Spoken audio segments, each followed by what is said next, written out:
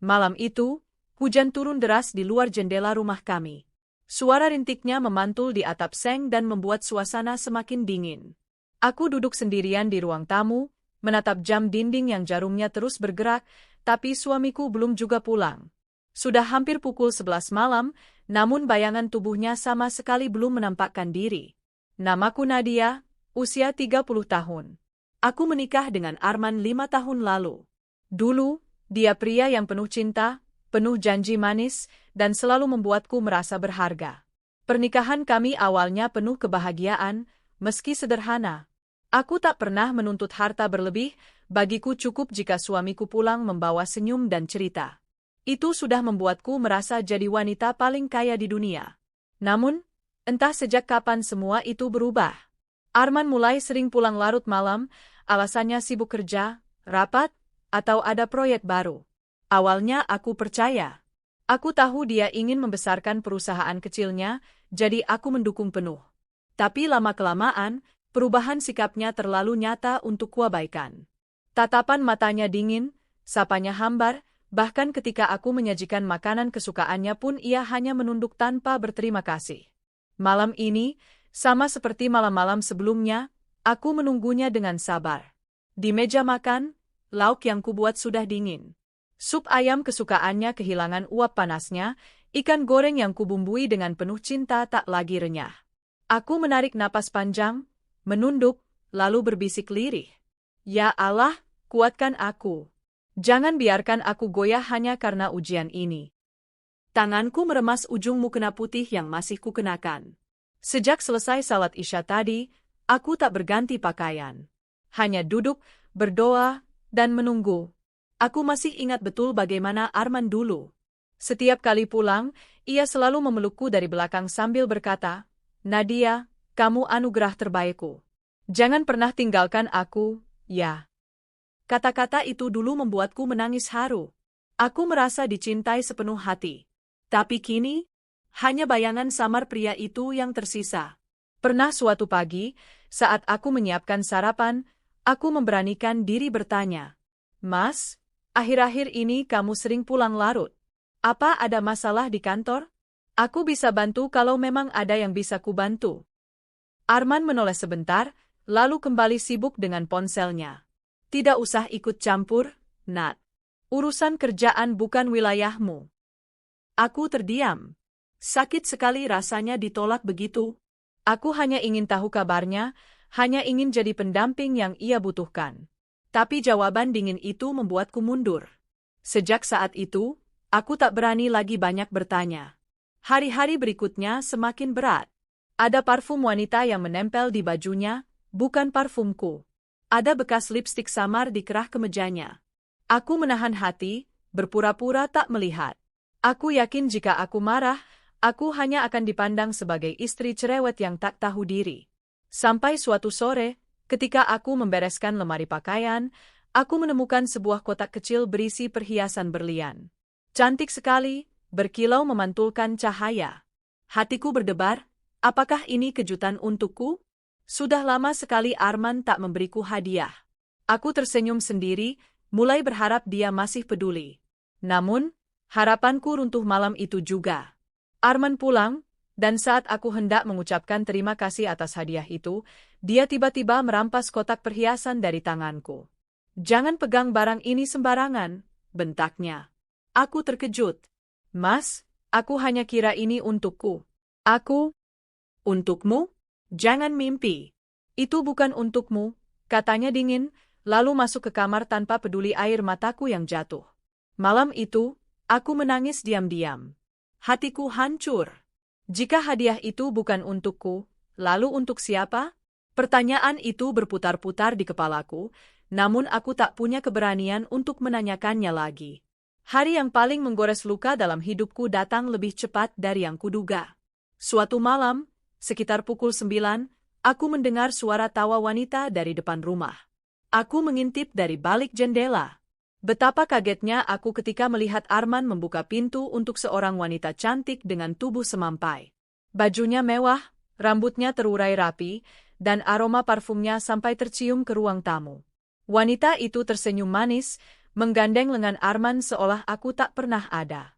Mas, ini siapa? Suaraku bergetar ketika aku berdiri di ruang tamu, mencoba menahan perasaan yang meledak. Arman menoleh santai. Kenalkan, ini Karina. Teman kerja sekaligus, wanita yang lebih mengerti aku daripada kamu. Seakan jantungku berhenti berdetak. Kata-kata itu menusuk lebih dalam daripada 1000 pisau. Karina tersenyum sinis, menatapku dari ujung kaki hingga kepala. Oh, jadi ini istri sahmu, Mas? Pantas saja Mas butuh hiburan. Kasihan, wajahnya kusam sekali. Tidak heran kalau Mas cari yang lain. Aku tercekat. Air mataku hampir tumpah, tapi aku menahannya. Aku tak ingin terlihat lemah di depan wanita itu. Arman malah tertawa kecil, mengusap punggung Karina. Sudahlah, Nat. Jangan terlalu serius. Mulai sekarang, biasakan dia ada di rumah ini. Karina bagian dari hidupku sekarang. Aku terhuyung, hampir jatuh. Dunia serasa runtuh di hadapanku. Malam itu, aku mengurung diri di kamar. Aku sujud lama sekali, menangis di sajadahku. Ya Allah, aku tidak kuat, tapi aku tahu Engkau Maha Tahu. Jika memang ini jalan yang harus kulalui, kuatkan aku. Jangan biarkan aku kehilangan iman hanya karena sakit hati. Aku mengingat kembali semua janji Arman dulu di depan penghulu. Janji untuk mencintaiku sampai mati. Janji yang kini ia injak-injak dengan mudah. Namun meski hatiku hancur, aku masih berharap suatu hari Arman kembali waras, kembali sadar. Itu sebabnya aku bertahan, walau tubuh dan jiwaku terkoyak. Setiap malam, doaku sama. Ya Allah, selamatkan rumah tanggaku. Hari-hari setelah itu menjadi neraka bagiku. Karina makin sering datang, bahkan menginap di rumah. Mereka berdua tertawa, makan bersama, seolah aku hanya pembantu tak berguna. Suatu malam, ketika aku menyiapkan teh hangat di dapur, aku mendengar Karina berkata, "Mas, kapan sih kamu ceraikan dia? Aku tidak suka tinggal serumah dengan perempuan muram seperti itu. Bikin suasana jelek saja." Arman menjawab santai, "Tenang saja, sebentar lagi. Aku hanya menunggu waktu yang tepat. Lagi pula, aku sudah bosan dengan dia." Hatiku remuk mendengar itu. Tanganku gemetar hingga gelas hampir jatuh. Tapi aku menahan tangis. Aku masih berharap keajaiban datang. Meski aku terus bersabar, hatiku perlahan berubah. Aku mulai sadar bahwa kesabaran tak berarti aku harus terus diinjak-injak. Aku mulai menata hati, membangun tekad, bahwa suatu hari aku akan bangkit. Bukan untuk balas dendam, tapi untuk menunjukkan bahwa aku masih punya harga diri. Aku mulai menyimpan catatan, mulai menulis doa dan harapan di buku kecilku. Di sana, aku menuliskan, jika suatu hari dia benar-benar menceraikanku, aku akan berdiri tegak. Aku akan buktikan bahwa aku bisa bahagia tanpa dia. Aku akan buktikan bahwa Allah selalu punya rencana indah di balik luka.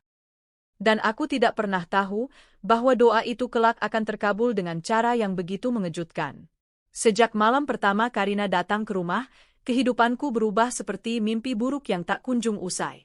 Rumah yang dulu menjadi tempat penuh tawa dan doa, kini terasa asing bagiku. Setiap sudut ruangan seolah dipenuhi aroma parfum mahal Karina, setiap kursi dan meja seolah sudah menjadi miliknya. Aku seperti hantu yang berjalan di rumahku sendiri, tak dianggap, tak dihormati. Pagi itu, aku terbangun lebih awal. Matahari baru muncul, sinarnya menembus gorden tipis kamar tidurku.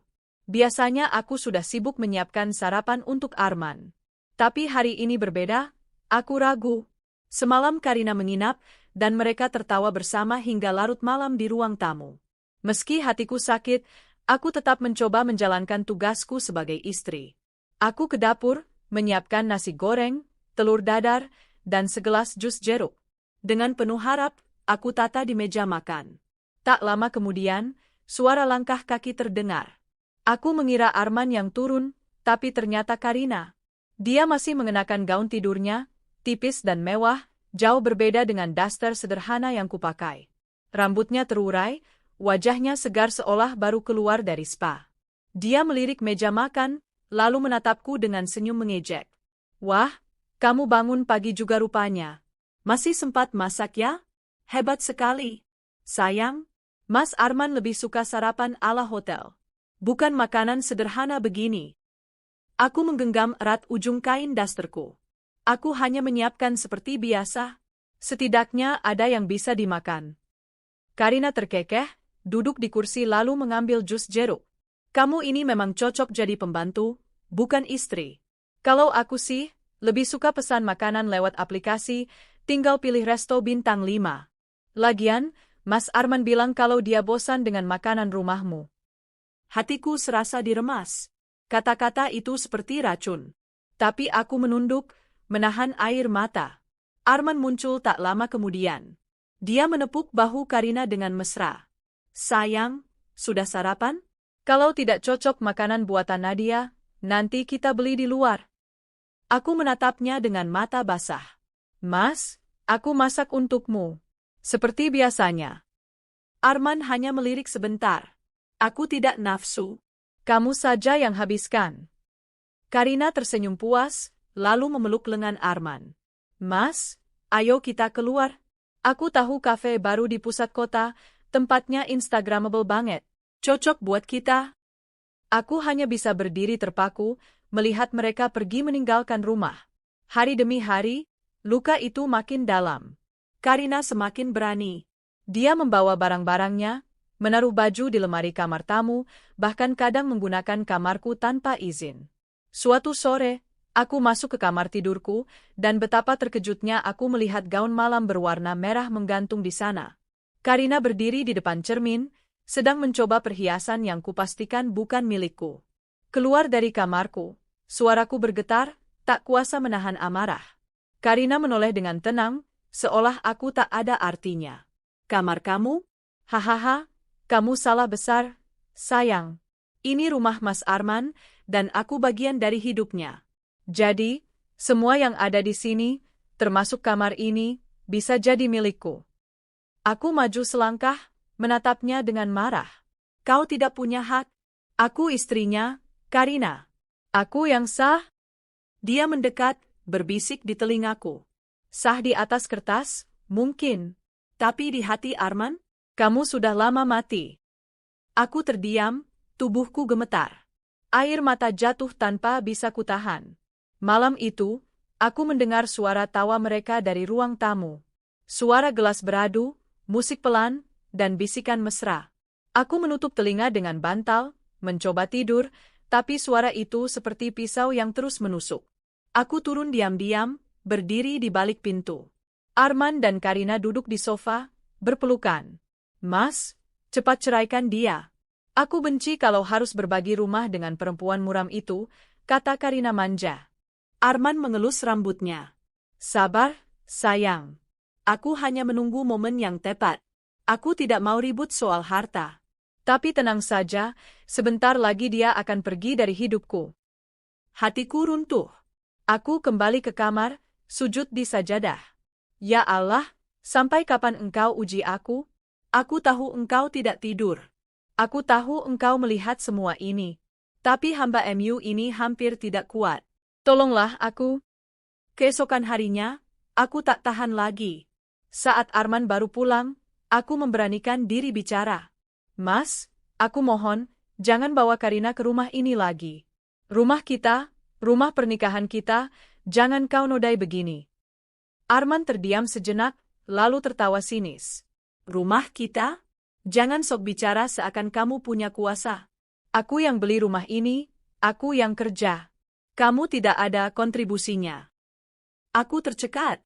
Aku memang tidak kerja di luar, tapi aku yang menjaga rumah ini, masak, mencuci, mengurus semua.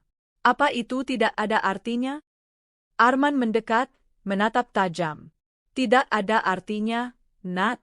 Aku butuh istri yang bisa membawaku ke puncak, bukan istri yang hanya bisa berdoa dan berdiam di rumah. Air mataku jatuh. Mas, apakah doa dan kesetiaan tidak ada nilainya bagimu? Dia berbalik, melangkah ke arah kamar tamu tempat Karina menunggu. Kesetiaan tidak bisa bayar tagihan, Nat.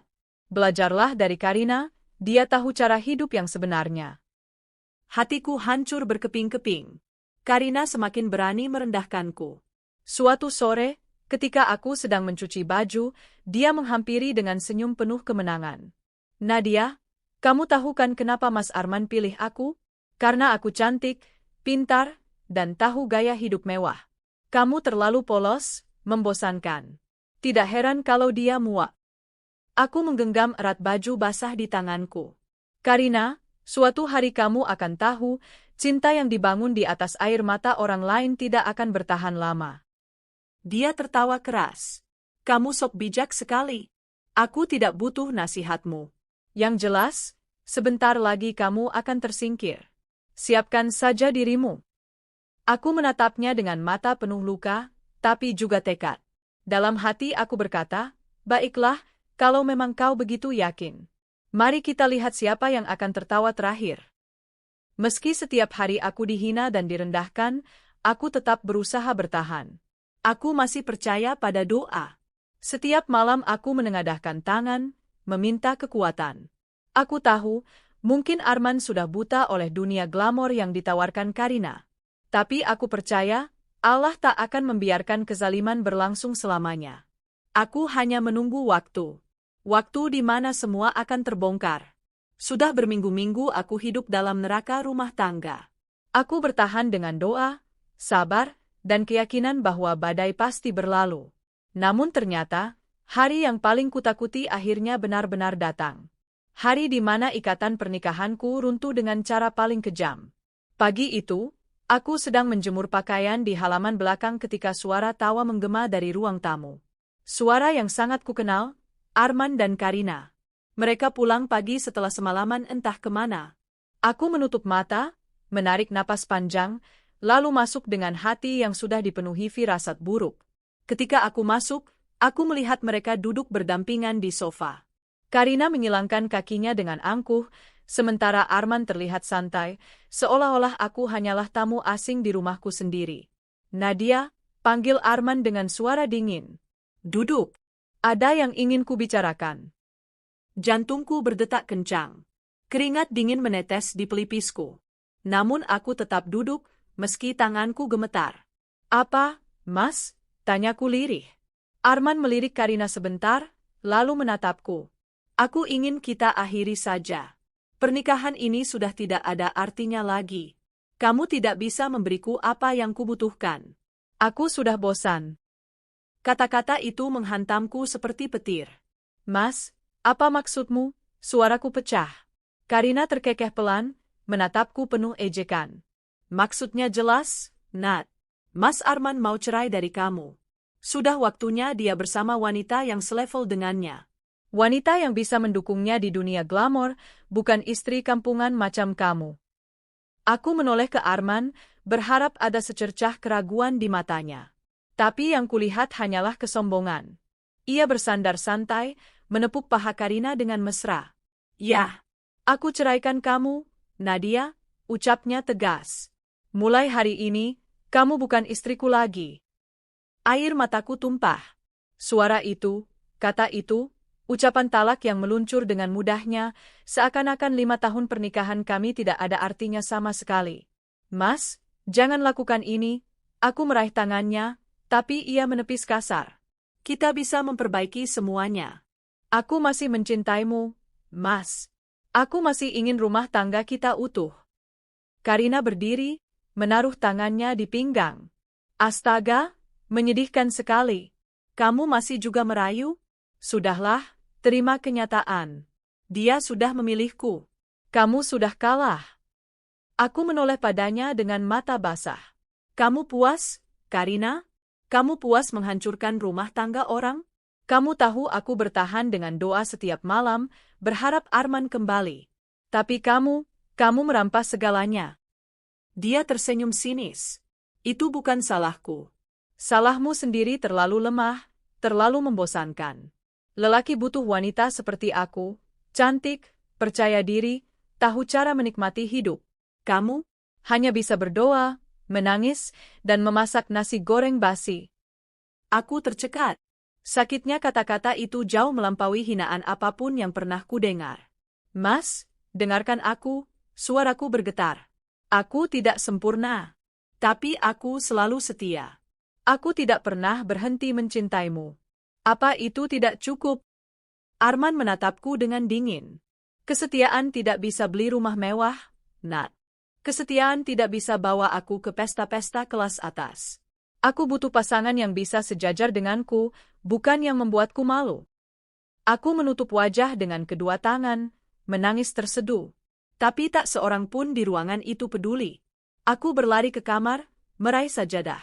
Lututku lemas, tubuhku gemetar, tapi aku sujud. Ya Allah, suaraku tercekat. Aku diperlakukan seperti ini di rumahku sendiri. Aku diceraikan di depan wanita lain yang menghina aku. Tapi aku percaya Engkau Maha Adil. Jika memang pernikahan ini harus berakhir, aku mohon, jangan biarkan aku hancur selamanya. Berikan aku jalan, ya Rab. Air mataku membasahi sajadah. Rasanya dunia runtuh. Semua yang kubangun dengan cinta dan kesetiaan, dihancurkan dalam sekejap. Aku teringat masa-masa awal pernikahan. Janji Arman di depan penghulu. Senyumnya ketika memakaikan cincin di jariku. Kata-katanya, aku tidak akan pernah menyakitimu, Nat. Semua itu kini hanya kebohongan. Sore harinya, aku memberanikan diri keluar kamar. Aku ingin bicara sekali lagi, setidaknya demi harga diriku. Namun pemandangan yang kulihat membuat hatiku semakin hancur. Arman dan Karina duduk di ruang makan, menikmati makan malam yang dipesan dari restoran mewah. Gelas wine mereka beradu, tawa mereka memenuhi ruangan. Di atas meja, cincin berlian berkilau di jari manis Karina. Cincin yang dulu aku kira akan diberi Arman padaku. Aku berdiri di ambang pintu, tubuhku kaku. Arman menoleh, lalu tersenyum sombong. Oh, kamu sudah keluar? Bagus. Jadi dengar baik-baik. Mulai malam ini, kamu boleh berkemas. Aku akan urus surat cerai secepatnya. Tidak ada gunanya kamu tinggal di sini lagi. Karina menambahkan, iya, Nat. Jangan lama-lama. Rumah ini butuh suasana baru tanpa aura sedihmu. Aku menelan ludah, lalu berkata dengan suara parau. Baik, kalau itu keputusanmu, Mas. Aku pergi. Tapi ingat, doa seorang wanita yang terzalimi tidak ada hijabnya di hadapan Allah. Sesaat wajah Arman terlihat kaku, tapi Karina menepuk bahunya sambil tertawa. Aduh, jangan percaya mitos itu, Mas. Kita kan hidup di dunia nyata. Doa tidak bisa beli tas branded. Aku mengangkat wajahku, menatap mereka dengan mata berkilat. Kita lihat saja siapa yang akan tertawa terakhir. Lalu aku masuk kamar, mulai berkemas dengan tangan gemetar. Malam itu juga, aku keluar dari rumah dengan satu koper kecil. Semua barang yang kubeli bersama Arman kutinggalkan. Aku tidak butuh harta benda itu. Aku hanya butuh harga diriku. Di depan pintu, aku menoleh sekali lagi. Rumah itu dulu penuh kenangan. Tapi kini hanya ada luka. Arman berdiri dengan Karina di sampingnya. Selamat jalan, Nat. Katanya datar. Semoga kamu bisa menemukan hidup yang lebih cocok untukmu. Aku sudah tidak peduli lagi. Karina melambaikan tangan dengan senyum sinis. Jangan lupa undang kami kalau kamu nikah lagi, ya. Kalau ada yang mau sama kamu, sih. Aku menahan tangis, melangkah pergi tanpa menjawab. Di dalam hati, aku bersumpah, aku akan bangkit. Aku akan tunjukkan bahwa aku bisa bahagia tanpamu. Dan saat itu tiba, kalian berdua akan menyesal. Aku menumpang di rumah sahabatku, Rani. Begitu melihat wajahku yang bengkak, ia langsung memelukku erat. Nat, apa yang terjadi? Kenapa kamu menangis? Aku terisak. Rani, dia menceraikanku. Di depan wanita itu. Aku tidak sanggup, Ran. Aku tidak sanggup. Rani menepuk punggungku dengan lembut. Sabar, sayang. Allah selalu bersama orang yang terzalimi. Kamu tidak sendiri. Aku di sini untukmu. Aku menangis di pelukannya, seakan semua beban tumpah. Malam itu, untuk pertama kalinya aku tidur tanpa doa agar rumah tanggaku selamat. Doaku berganti, ya Allah, tolong bangkitkan aku. Jadikan aku kuat, agar aku bisa menghadapi hidup tanpa dia. Keesokan paginya, aku menatap wajahku di cermin. Wajah pucat, mata sembab, tapi ada sesuatu yang berbeda, Sebuah tekad. Aku mungkin sudah kehilangan suami, tapi aku tidak akan kehilangan diriku sendiri. Aku tidak akan membiarkan luka ini membunuhku. Aku harus bangkit. Aku berbisik pada diriku sendiri, Nadia, ini bukan akhir. Ini awal. Kamu akan buktikan, hidupmu lebih berarti dari sekadar menjadi bayangan di rumah itu. Dan sejak hari itu, langkah baruku dimulai. Hari-hari setelah perceraian itu terasa begitu panjang. Hidupku seakan berada di persimpangan. Aku, seorang perempuan yang dulu menghabiskan waktunya untuk mengurus rumah, memasak, mendampingi suami, kini harus menata hidup dari awal. Semua yang pernah kujalani bersama Arman seolah menjadi kenangan pahit yang tak lagi layak diingat. Namun, ada sesuatu yang menggerakkan langkahku, tekad untuk membuktikan bahwa aku tidak serendah yang mereka kira. Aku mulai mencari pekerjaan, meskipun dengan latar belakang hanya sebagai lulusan biasa. CV kuku susun dengan rapi. Beberapa kali aku melamar ke kantor besar, dan beberapa kali pula aku ditolak. Tetapi aku tidak menyerah.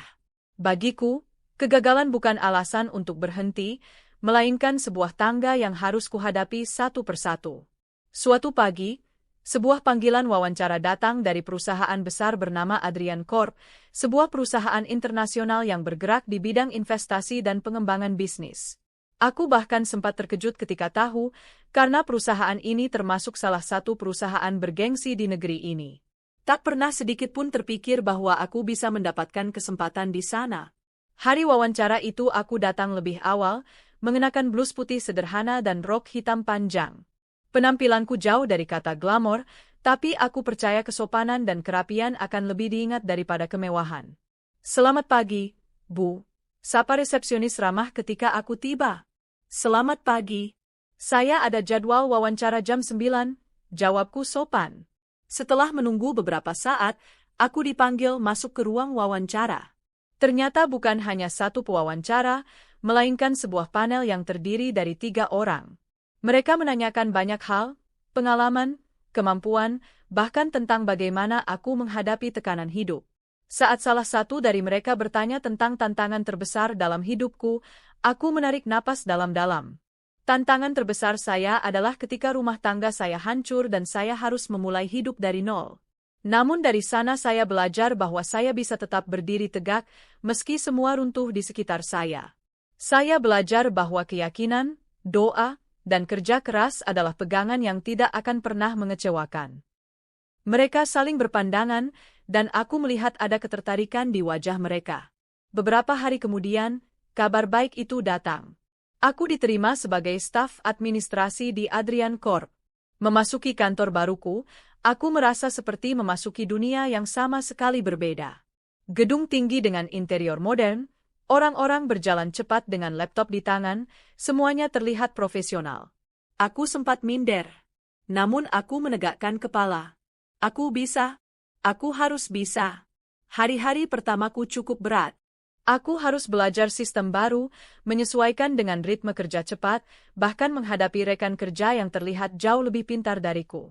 Tapi aku berpegang pada satu hal, kesabaran dan ketekunan. Suatu kali, aku diminta mengurus laporan yang biasanya dikerjakan 2 orang. Awalnya aku gugup, tetapi aku pulang larut malam, belajar sistem dengan sungguh-sungguh, hingga akhirnya laporan itu selesai tepat waktu. Atasanku memujiku, dan itu menjadi awal dari pengakuan kecil di kantor. Hari itu, sebuah rapat besar dijadwalkan.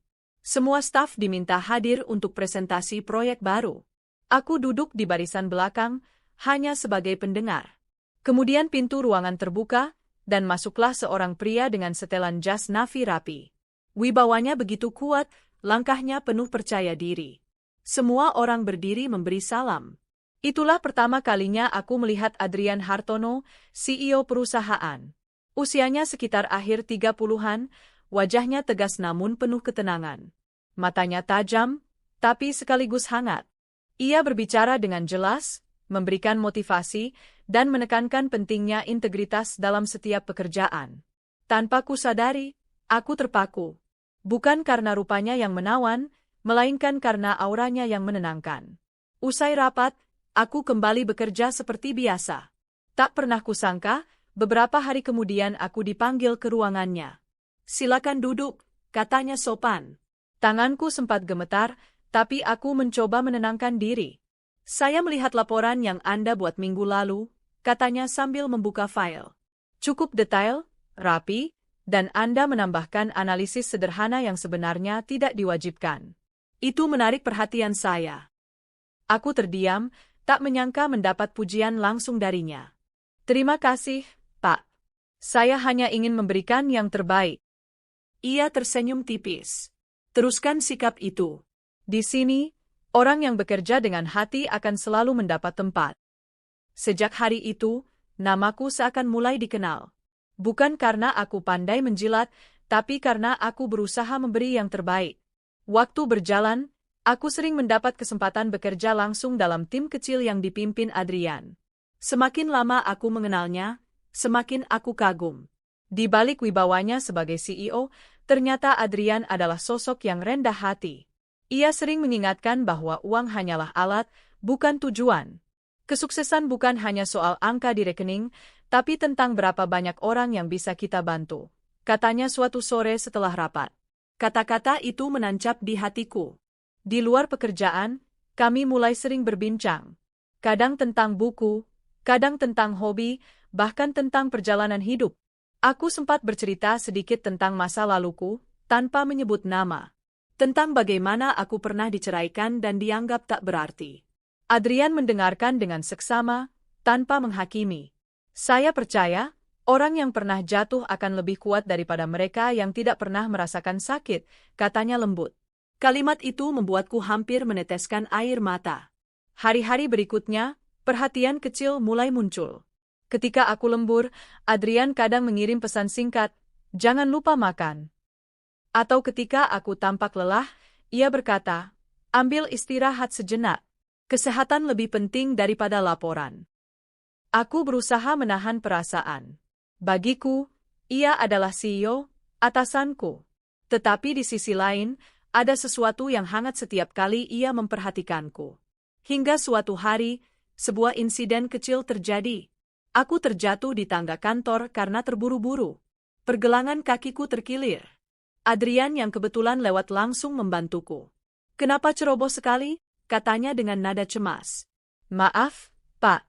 Saya terburu-buru," jawabku menahan sakit. Ia tak peduli tatapan orang-orang sekitar. Dengan tegas ia memanggil mobil perusahaan dan mengantarku ke klinik. Bahkan menunggu sampai aku selesai diperiksa. "Mulai sekarang, hati-hati. Jangan terlalu keras pada diri sendiri," ucapnya. Hatiku bergetar. Rasanya sudah lama sekali tidak ada lelaki yang begitu peduli padaku. Hari berganti minggu, minggu berganti bulan. Hubungan kami semakin akrab. Rekan-rekanku bahkan mulai menggoda, meski aku hanya tersenyum. Dalam hati, aku tahu perasaan itu tumbuh. Namun aku masih berhati-hati. Luka dari masa lalu membuatku takut berharap. Aku tidak ingin kembali hancur. Suatu malam, saat kami lembur berdua di ruang rapat, Adrian tiba-tiba berkata, "Kamu tahu, ada hal yang membuat saya kagum pada kamu." Aku menoleh. "Apa itu, Pak?" "Kesabaranmu, kekuatanmu. Saya tahu kamu pernah terluka, tapi kamu tidak membiarkan itu menghancurkanmu. Kamu justru berdiri lebih kuat." Aku terdiam, air mataku menetes pelan. "Jangan menangis," katanya lembut sambil memberiku sapu tangan. "Kamu tidak sendiri lagi." Malam itu, aku sadar, doaku selama ini mulai dijawab. Aku menemukan seseorang yang bukan hanya melihatku sebagai perempuan, tetapi sebagai manusia yang berharga. Hari-hariku di kantor bersama Adrian Corp semakin penuh warna. Sejak kejadian aku jatuh dan ia menemaniku di klinik, hubungan kami terasa makin dekat. Meski belum ada kata-kata resmi, aku bisa merasakan perhatian tulus yang ia berikan. Namun, aku tak pernah menduga bahwa perjalananku ke luar negeri bersama Adrian akan menjadi titik balik paling indah dalam hidupku. Suatu pagi, Adrian memanggilku ke ruangannya. Ia duduk di balik meja kayu besar, dengan senyum tipis yang jarang kutemui. "Kita akan ada urusan bisnis di luar negeri minggu depan. Saya ingin kamu ikut."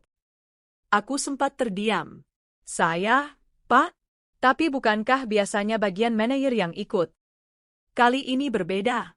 Kamu yang saya percaya untuk menyiapkan semua dokumen. Dan, saya rasa kamu juga butuh suasana baru, jawabnya sambil menatapku dalam. Aku mengangguk, meski jantungku berdebar kencang. Belakangan aku baru tahu, tujuan perjalanan itu adalah Istanbul, Turki. Sebuah kota yang sejak lama hanya bisa kulihat dari foto dan layar televisi. Perjalanan itu terasa seperti mimpi. Dari jendela pesawat, aku melihat hamparan awan putih, seolah membawaku ke dunia baru. Aku sempat melamun, betapa jauh perjalanan hidupku. Dari seorang istri yang ditinggalkan, kini duduk di kelas bisnis bersama seorang CEO terpandang. Adrian beberapa kali menoleh ke arahku. Kamu terlihat seperti anak kecil yang baru pertama kali naik pesawat jauh. Aku tertawa kecil. Ya, begitulah. Sungguh saya tidak menyangka bisa sampai sejauh ini. Kamu pantas mendapatkan lebih, jawabnya singkat. Kalimat itu membuat wajahku hangat. Setibanya di Istanbul, aku terpesona. Kota itu indah luar biasa. Bangunan bersejarah berdiri megah, berpadu dengan hiruk-pikuk modern.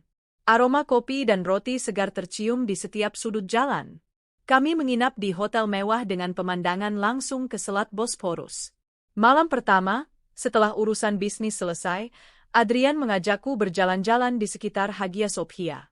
Kota ini punya sejarah panjang, sama seperti manusia.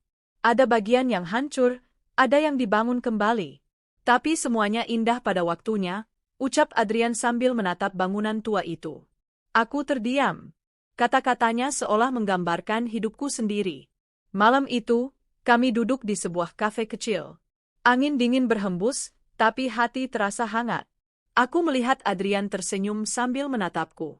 Ada sesuatu di matanya yang berbeda, seolah menyimpan rahasia. Hari ketiga di Istanbul, Adrian mengajakku menaiki kapal kecil untuk berlayar di Bosporus. Aku mengenakan gaun sederhana berwarna biru muda, sedangkan ia mengenakan jas hitam elegan. Langit sore begitu indah, dihiasi warna oranye keemasan. Air laut berkilau diterpa sinar matahari. Musik lembut terdengar dari dalam kapal, membuat suasana semakin romantis. Aku menikmati pemandangan, tanpa menyadari apa yang Adrian rencanakan. Hingga tiba-tiba ia berdiri, lalu berlutut di hadapanku. Aku terkejut. Adrian, apa yang kamu lakukan? Dari sakunya, ia mengeluarkan sebuah kotak kecil bludru merah. Membukanya perlahan, tampak sebuah cincin berkilau dengan berlian yang memantulkan cahaya sore. Selama ini aku mencari seseorang yang bisa mengisi hatiku. Bukan hanya dengan kecantikan, tapi dengan ketulusan. Dan aku menemukannya dalam dirimu. Aku terdiam, air mataku menetes tanpa bisa kutahan. Will you marry me? Katanya dengan suara mantap, meski matanya penuh kelembutan. Tanganku menutup mulut, tubuhku gemetar. Semua kenangan pahit masa lalu tiba-tiba berputar, bagaimana Arman pernah mengusirku, bagaimana Karina menertawakanku.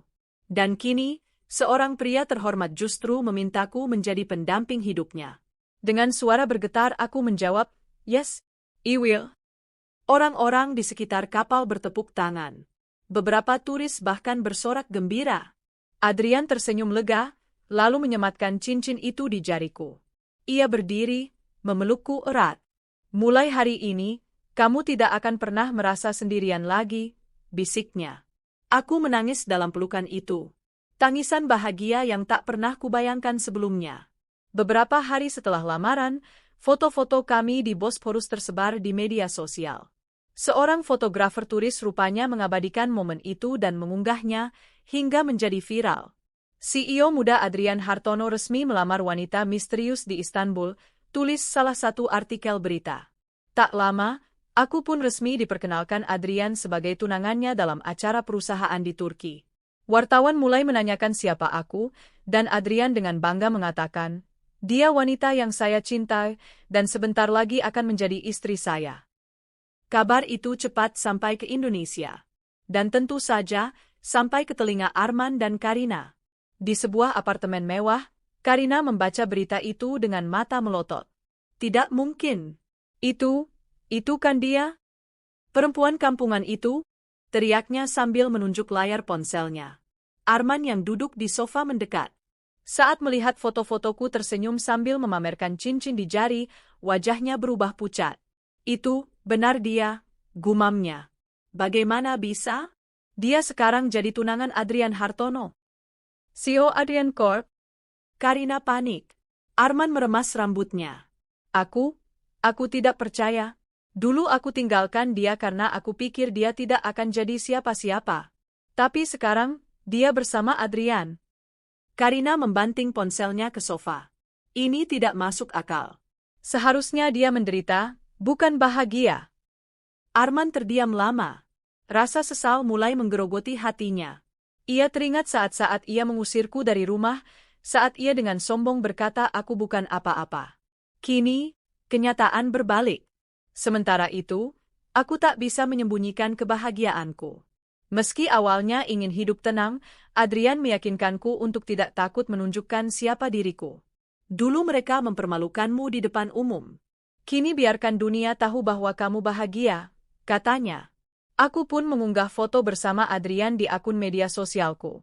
Kami tersenyum di depan Hagia Sophia, cincin berlian berkilau di jariku. Kutulis caption sederhana. Doa yang tulus tidak pernah sia-sia. Tuhan selalu menyiapkan yang terbaik, bahkan setelah luka terdalam sekalipun. Komentar demi komentar mengalir, kebanyakan memberi selamat. Namun aku tahu, di suatu tempat, ada dua orang yang sedang terbakar oleh rasa iri dan penyesalan. Malam terakhir di Istanbul, Adrian membawaku makan malam di restoran atas gedung dengan pemandangan kota yang berkilauan. Kamu bahagia? Tanyanya sambil menggenggam tanganku. Aku menatapnya penuh syukur. Lebih dari bahagia. Aku merasa diberi kesempatan kedua oleh Tuhan. Adrian tersenyum. Mulai hari ini, kita melangkah bersama. Aku janji, aku tidak akan pernah membuatmu merasa tidak berarti. Aku mengangguk, air mata menetes lagi. Untuk pertama kalinya, aku benar-benar percaya bahwa cintaku kini berada di tangan yang tepat. Hari-hari setelah kepulanganku dari Turki penuh dengan kebahagiaan. Aku resmi menjadi tunangan Adrian, dan publik mulai mengenalku bukan lagi sebagai perempuan biasa, melainkan sebagai calon istri CEO ternama. Semua doa yang kupanjatkan dulu terasa dijawab dengan cara yang tak pernah kusangka. Namun, tanpa aku rencanakan, kehidupan baru yang kubangun bersama Adrian ternyata membawa sebuah konsekuensi besar, konsekuensi yang membuat masa laluku kembali bergetar, kali ini dengan cara yang berbeda. Arman selama ini menjalankan sebuah perusahaan kontraktor kecil. Ia selalu membanggakan diri sebagai pengusaha sukses, meski faktanya perusahaan itu hanya bisa berjalan berkat suntikan dana investor. Salah satu investor terbesarnya adalah cabang kecil dari jaringan Adrian Corp yang bergerak di bidang pendanaan proyek. Awalnya, Arman tidak tahu bahwa dana itu berasal dari Adrian Corp. Ia hanya tahu ada pihak investor yang rutin menyalurkan dana melalui kerjasama kontrak.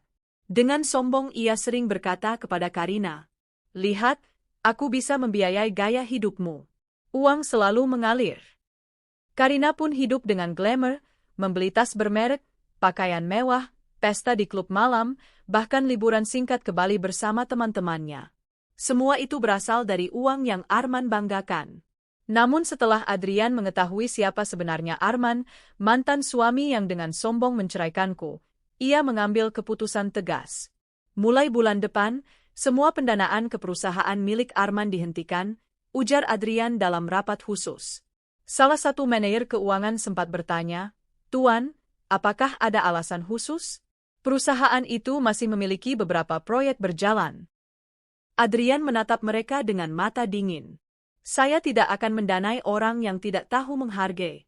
Apalagi orang yang pernah menghancurkan hidup seseorang yang kini berharga bagi saya. Tidak ada yang berani membantah. Keputusan Adrian adalah mutlak. Bulan berikutnya, Arman terkejut ketika dana segar yang biasanya masuk ke rekening perusahaannya tiba-tiba berhenti. Ia menelpon pihak investor, namun hanya mendapat jawaban dingin. "Kerjasama kami sudah berakhir, Pak Arman. Mohon maaf, kami tidak bisa melanjutkan." Arman panik. Banyak proyek sedang berjalan, dan semua membutuhkan biaya besar. Ia mencoba mencari pinjaman ke bank, namun ditolak karena laporan keuangannya tidak sehat. Karina yang terbiasa dengan gaya hidup mewah mulai resah. Kenapa uangmu berkurang? Kenapa kartu kreditku ditolak di butik kemarin? Tanyanya dengan nada tinggi. Arman berusaha menenangkan. Tenanglah, sayang. Hanya masalah kecil. Investor lama berhenti, tapi aku akan cari yang baru. Namun, seminggu berlalu tanpa hasil. Pekerja proyek mulai mengeluh karena gaji mereka tertunda. Supplier material menagih hutang. Pak Arman, kalau pembayaran tidak segera dilakukan, kami hentikan pasokan, kata salah satu supplier dengan tegas. Arman mulai kehilangan kendali. Sementara itu, Karina yang tadinya selalu tampil manis di depan Arman, kini mulai menunjukkan ketidaksabarannya. Aku tidak bisa hidup begini. Aku butuh uang, aku butuh pesta, aku butuh belanja. Kamu janji bisa bahagiakan aku, Arman. Arman memijat pelipisnya. Aku sedang pusing, Karina. Bisakah kamu sedikit bersabar? Bersabar? Karina tertawa sinis. Kamu dulu sombong sekali bilang mantan istrimu itu kampungan, tidak pantas untukmu. Sekarang lihat, siapa yang kampungan? Kamu bahkan tidak bisa membiayai aku. Kata-kata itu menusuk harga diri Arman. Ia terdiam, wajahnya merah padam. Karina menambahkan dengan tatapan tajam, kalau kamu tidak bisa memberiku kehidupan yang layak, mungkin aku harus cari pria lain yang bisa. Arman terpukul. Untuk pertama kalinya, ia merasa seperti pria gagal. Suatu hari, Arman menghadiri sebuah pertemuan bisnis, berharap bisa menemukan investor baru. Namun alangkah terkejutnya ia ketika mengetahui bahwa pihak yang ia temui adalah cabang dari Adrian Corp. Lebih mengejutkan lagi, Adrian sendiri hadir dalam pertemuan itu. Pak Arman, sapa Adrian dengan nada datar. Arman berdiri kaku. Ah, Adrian Hartono. Adrian duduk dengan tenang, menatapnya tajam. Saya sudah mendengar tentang kondisi perusahaan Anda. Sayang sekali, kami tidak bisa membantu lagi. Arman mencoba tersenyum memelas.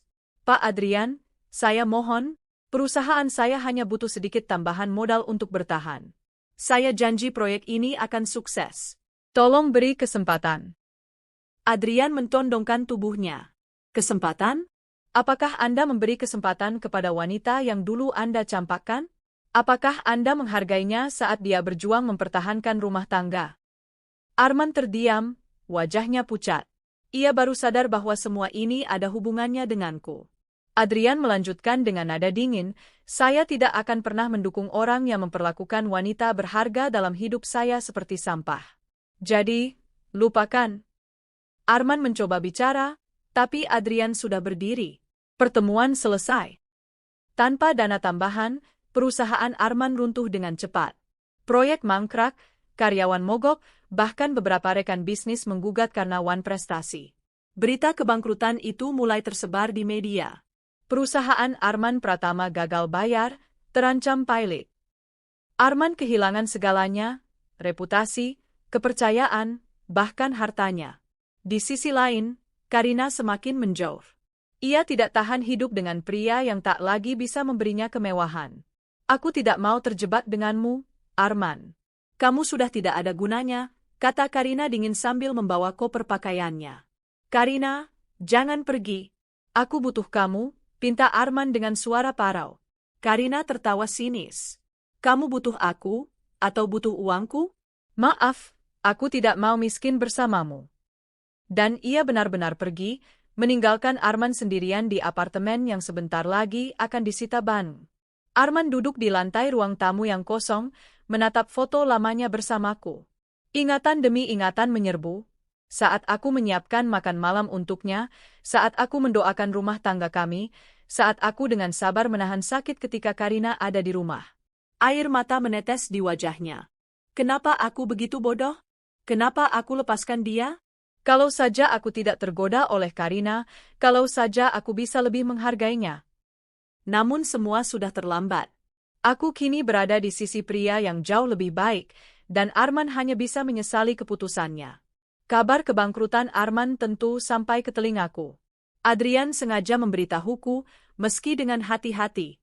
Aku tidak ingin kamu merasa bersalah, katanya. Apa yang terjadi padanya adalah akibat dari kesombongannya sendiri. Aku hanya terdiam lama. Di satu sisi, Aku merasa lega karena keadilan akhirnya datang. Tapi di sisi lain, ada sisa luka lama yang membuatku merenung. Aku tidak membenci Arman, tapi aku juga tidak bisa mengasihaninya. Semua yang ia alami adalah balasan dari perbuatannya sendiri. Dalam hati aku berdoa, "Ya Tuhan, terima kasih telah menunjukkan kuasa MU. Biarlah ini menjadi pelajaran baginya. Dan biarlah aku tetap berjalan di jalan MU, tanpa dendam." Adrian menggenggam tanganku. "Kamu kuat, dan aku bangga padamu." Aku tersenyum, merasa bebanku semakin ringan. Mentari pagi menyinari Istanbul dengan lembut. Dari balkon hotel mewah tempatku menginap bersama Adrian, aku bisa melihat menara-menara masjid yang menjulang, suara adzan bergema di udara, membawa ketenangan yang selama ini kucari. Hari ini adalah hari pernikahanku. Hari yang tak pernah kubayangkan akan datang dengan begitu indah setelah semua luka yang kurasakan dulu. Aku berdiri di depan cermin, mengenakan gaun putih rancangan khusus dari desainer Turki. Gaun itu sederhana namun elegan, dengan detail rendah halus yang membuatku terlihat anggun. Aku tersenyum pada bayangan diriku sendiri, tak percaya ini nyata. Dulu aku pernah berdiri di depan cermin, menangis karena merasa tak berharga di mata suamiku sendiri, bisikku lirih. Tapi lihat aku sekarang, aku berdiri di sini, siap menikah dengan pria yang mencintaiku dengan tulus. Pintu kamar diketuk pelan. Adrian masuk dengan jas hitamnya yang rapi, wajahnya tampan dan penuh cinta. Ia mendekat, memandangku dengan kagum. "Kau terlihat luar biasa," katanya lirih. "Seperti bidadari yang turun dari langit." Aku tersipu. "Adrian, kau terlalu berlebihan." "Tidak," ia menggeleng sambil menggenggam tanganku. "Aku sungguh bersyukur bisa memilikimu. Aku berjanji, hari ini dan selamanya, aku akan menjagamu. Tidak akan pernah kubiarkan kau merasa sendirian lagi." Air mataku menetes, bukan karena sedih, melainkan bahagia. Tuhan benar-benar mengganti semua air mata dukaku dengan kebahagiaan yang tak terukur. Pernikahan kami berlangsung di sebuah ballroom mewah yang menghadap Bosporus.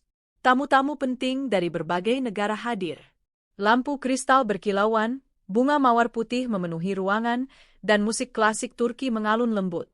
Aku berjalan menuju altar ditemani oleh seorang kakak perempuanku yang jauh-jauh datang dari Indonesia. Di ujung altar, Adrian menungguku dengan mata berbinar, seolah aku adalah satu-satunya wanita di dunia ini.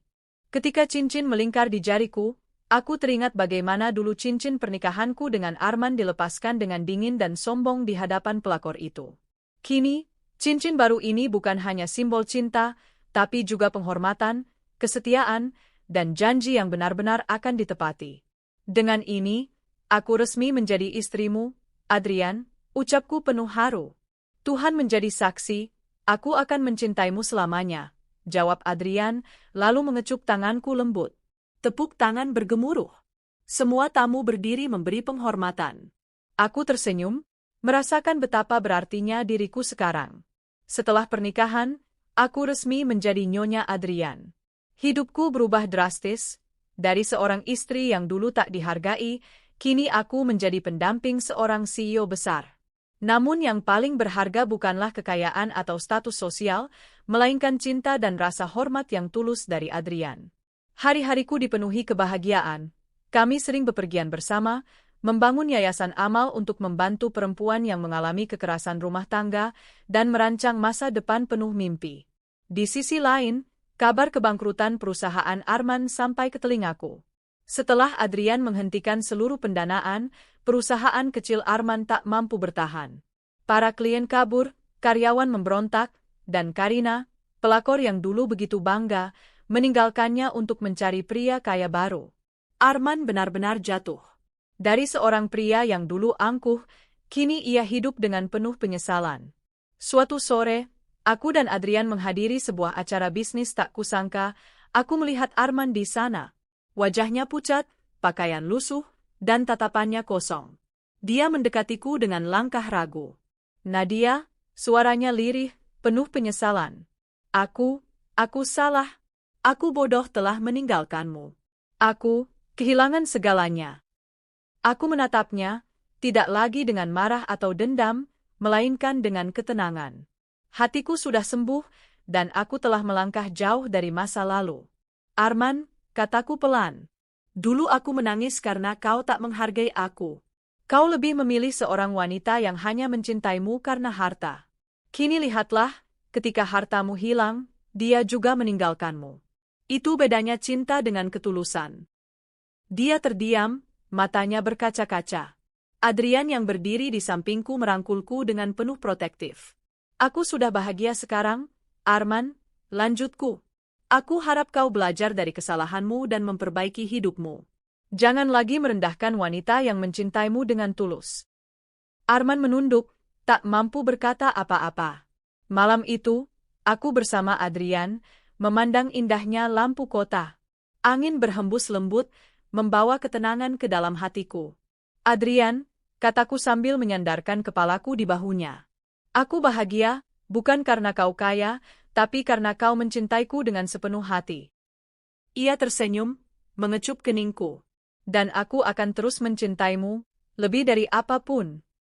Aku menutup mata, mengingat perjalanan panjang yang kulalui, dari seorang istri yang disia-siakan, dikhianati, hingga akhirnya menemukan cinta sejati. Semua doa, kesabaran, dan luka terbayar dengan kebahagiaan yang tak terhingga. Kini aku berdiri tegak sebagai seorang wanita yang dihormati, dicintai, dan berharga. Dan aku ingin semua wanita yang pernah mengalami penderitaan sepertiku tahu satu hal, jangan pernah menyerah, karena Tuhan selalu menyiapkan akhir yang indah untuk mereka yang sabar dan percaya. Hari-hari setelah pernikahanku dengan Adrian bagaikan mimpi indah yang tiada habisnya. Aku sering terbangun di pagi hari, membuka mata dan masih tidak percaya bahwa kini aku tidur di sisi seorang pria yang selalu memperlakukanku dengan penuh cinta. Setiap pagi Adrian menatapku dengan tatapan yang sama, hangat, lembut, dan penuh janji yang tak terucapkan. "Selamat pagi, istriku," katanya suatu pagi sambil mengusap rambutku. Aku tersenyum. "Selamat pagi, suamiku."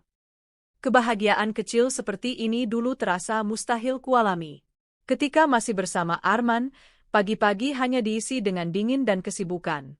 Ia sering pergi tanpa menoleh, tanpa sarapan bersama, tanpa ucapan sayang. Kini, setiap pagi terasa seperti awal baru yang penuh harapan. Menjadi istri seorang CEO besar memang bukan hal mudah. Dunia yang kujalani kini jauh berbeda dari dulu. Ada banyak acara, pesta bisnis, jamuan makan malam resmi, hingga kunjungan ke berbagai negara. Namun, Adrian tak pernah membuatku merasa tertekan. Ia selalu melibatkanku, memperkenalkanku dengan bangga kepada semua orang. "Ini istriku, Nadia, dialah alasan aku bisa kuat menjalani semua ini," ucapnya setiap kali memperkenalkan aku kepada koleganya. Aku selalu merasa dihargai. Dulu, dengan Arman, aku sering disembunyikan, dianggap tidak pantas tampil di depan rekan-rekannya. Perbedaan itu begitu besar, membuatku semakin yakin bahwa Tuhan benar-benar telah mengirimkan pengganti terbaik. Tak ingin hanya menikmati kemewahan, aku mulai membangun sesuatu. Aku teringat pada semua luka yang kualami, ditinggalkan, dihina, direndahkan. Dari situ lahirlah ide untuk membuat yayasan bagi perempuan korban kekerasan rumah tangga dan perselingkuhan. Aku ingin semua wanita tahu, mereka berharga. Mereka tak boleh merasa sendirian, kataku pada Adrian saat membicarakan ide itu. Adrian mendukung penuh. Yayasan itu kemudian berdiri dengan dana besar darinya. Aku aktif turun langsung, mendengar cerita para wanita, memberikan pelatihan kerja, bahkan mendampingi mereka ke pengadilan. Setiap kali aku melihat mereka tersenyum kembali setelah sekian lama menderita, aku merasa perjuanganku tidak sia-sia. Aku menemukan tujuan baru, bukan hanya menjadi istri bahagia, tapi juga cahaya bagi wanita lain. Di sisi lain, kabar tentang Arman semakin menyedihkan. Setelah perusahaan kecilnya bangkrut, ia kehilangan segalanya, rumah mewahnya dijual, mobil-mobilnya disita. Karina pergi bersama seorang pengusaha tua kaya raya, meninggalkan Arman dalam kesepian. Suatu ketika, aku mendengar kabar dari seorang teman lama bahwa Arman kini bekerja serabutan, mencoba bertahan hidup. Hidupnya jauh dari kata layak. Ada bagian kecil dari hatiku yang ingin menertawakannya, mengingat betapa sombongnya ia dulu ketika menceraikanku di depan Karina. Namun, bagian yang lebih besar justru merasa kasihan. Aku sudah bahagia, aku tak perlu lagi menaruh dendam. Beberapa bulan setelah itu, aku bertemu lagi dengan Arman. Kali ini bukan di pesta mewah, melainkan di sebuah kafe kecil. Aku datang untuk rapat dengan tim yayasan, dan tanpa sengaja melihatnya duduk di sudut, mengenakan pakaian lusuh. Tatapan kami bertemu. Ia segera menunduk, seolah malu. Namun, aku melangkah mendekat. Arman, panggilku. Ia menoleh pelan, matanya merah. Nadia, suaranya bergetar. Kami duduk berhadapan. Hening menyelimuti beberapa detik sebelum ia mulai bicara. Aku benar-benar menyesal. Aku kehilangan segalanya. Karina meninggalkanku. Perusahaanku bangkrut. Aku tidak punya siapa-siapa lagi. Aku menghela napas. Arman, aku pernah berada di posisi itu.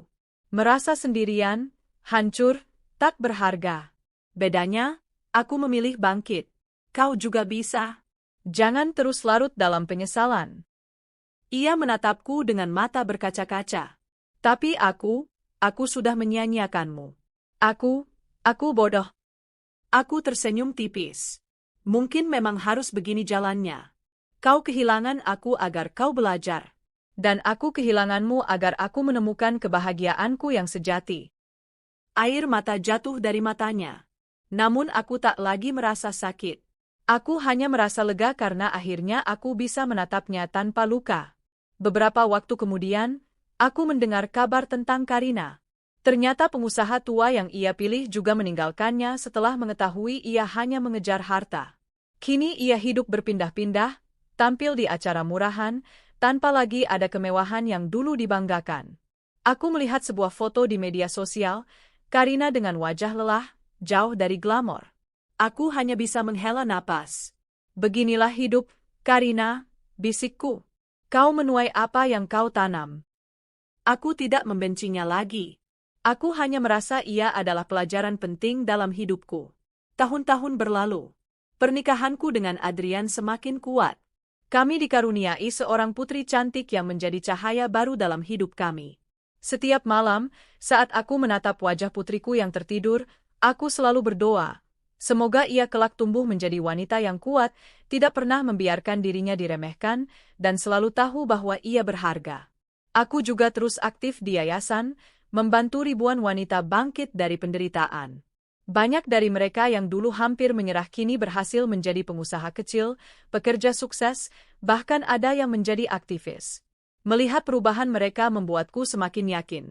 Luka bisa menjadi cahaya jika kita memilih bangkit. Suatu hari, aku dan Adrian menghadiri acara bisnis besar di Eropa. Di sana, aku kembali bertemu dengan beberapa investor yang dulu bekerja sama dengan Arman. Mereka menceritakan bagaimana perusahaan Arman runtuh. Kami dulu ragu mendukungnya, kata salah seorang investor. Ternyata benar, ia hanya bertahan karena dana dari perusahaan Adrian. Saat dana itu berhenti, semua runtuh. Aku hanya tersenyum. Aku tidak pernah membalas Arman dengan cara kotor. Aku hanya hidup lebih baik, dan itu sendiri sudah menjadi balasan paling elegan. Beberapa tahun setelahnya, aku dan Adrian merayakan ulang tahun pernikahan kami di Cappadocia, Turki. Kami naik balon udara, memandang langit yang dipenuhi ratusan balon warna-warni. Nadia, kata Adrian sambil menggenggam tanganku. Terima kasih karena telah memilihku. Aku tahu kau pernah terluka. Tapi aku berjanji, selama aku hidup, aku tidak akan pernah membuatmu menangis lagi. Aku menatapnya dengan mata berkaca-kaca. Dan aku berterima kasih karena kau hadir dalam hidupku. Kau bukan hanya suamiku, tapi juga penyembuhku. Di bawah langit Cappadocia, aku merasa seluruh perjalanan hidupku terbayar.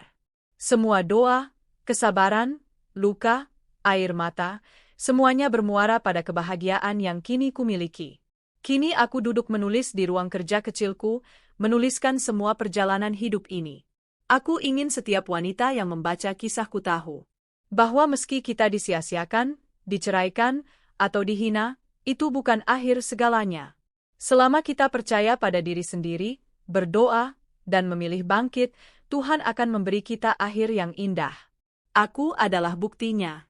Dari seorang istri yang dulu tidak dianggap, Kini aku berdiri sebagai istri seorang CEO, ibu yang bahagia, dan wanita yang dihormati. Dan aku ingin semua wanita tahu satu hal, harga diri kita tidak pernah ditentukan oleh bagaimana orang lain memperlakukan kita, melainkan oleh bagaimana kita menghargai diri sendiri.